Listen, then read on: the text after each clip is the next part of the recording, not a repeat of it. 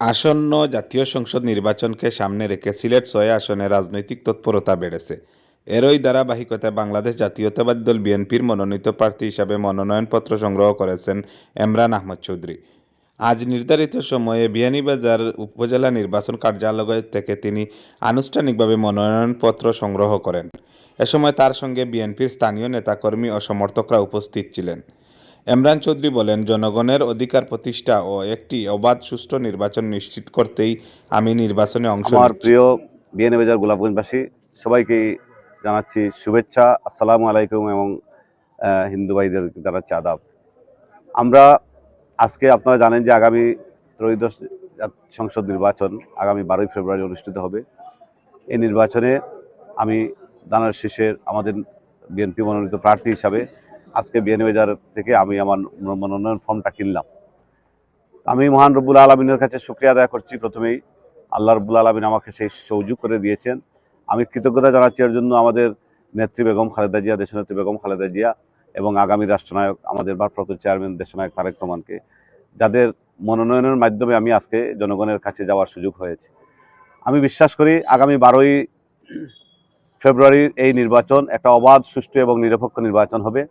যে নির্বাচনের জন্য জনগণ দীর্ঘদিন ধরে আন্দোলন সংগ্রাম করে শত শহীদের রক্তের বিনিময়ে আমরা সেই অধিকার অর্জন করেছি। একটা নিরপেক্ষ, স্বচ্ছ এবং গ্রহণযোগ্য একটা নির্বাচনের মাধ্যমে যাতে দেশের মানুষ ক্ষমতার সেই পরিবর্তনকে স্বাগত জানাতে পারে, সেই লক্ষ্যেই আমার বিশ্বাস প্রশাসনিকভাবে কাজ করে যাবে। আমার দৃঢ় বিশ্বাস প্রশাসন অত্যন্ত সততার সাথে নিরপেক্ষভাবে এই নির্বাচনটিকে পরিচালনা করবেন। আমি আমাদের নেতাকর্মীদের উদ্দেশ্যে একটা কথা বলবো, আমরা সবসময় আইন মেনে চলবো। আমরা আইন আচরণবিধি যেটা আছে সেই আচরণবিধির মধ্য থেকেই আমরা কাজ করে যাব। কোথাও কোনো আইন অমান্য করা চলবে না। যদি কেউ করেন সেটা অবশ্যই আইনানুগ ব্যবস্থা নেবেন। আমরা সেটাকে কোনো অবস্থাতেই বাধাগ্রস্ত করব না। আইনের শাসনকে আমরা প্রতিষ্ঠিত করতে চাই। আমাদের নেতা বলেছেন আমরা বাংলাদেশে যেমন সেভাবেই সব জায়গায় আইনের মাধ্যমেই আমরা চলতে চাই। আইনের বাউন্ডারির ভিতরে থেকেই আমরা চলতে চাই। তার বাইরে আমি নিজেও একজন আইনজীবী, সুতরাং আইনের প্রতি আমার অসীম শ্রদ্ধা এবং সবসময় আমার সেই শ্রদ্ধা আছে এবং থাকবে।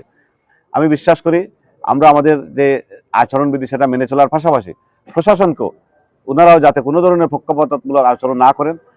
পাশাপাশি আমাদের প্রতিদ্বন্দ্বী প্রার্থী যারাই থাকবেন বা যারাই আছেন, আমি মনে করি আপনারা সংযত আচরণের মাধ্যমে, আচরণবিধি মানার মাধ্যমে আমরা একে অন্যে বিভিন্ন ধরনের অশ্লীল নোংরা কথা বলা বা নোংরা লেখালেখি এগুলার পরিবর্তে গঠনমূলকভাবে একে অন্যের সমালোচনা করতে পারি, গঠনমূলকভাবে একে অন্যের কাজের কথা বলতে পারি, কিন্তু যাতে কোনো ধরনের নোংরামি কোনো আচরণ না হয় সেটুকু খেয়াল রাখার জন্য আমি বিনীতভাবে অনুরোধ জানাচ্ছি।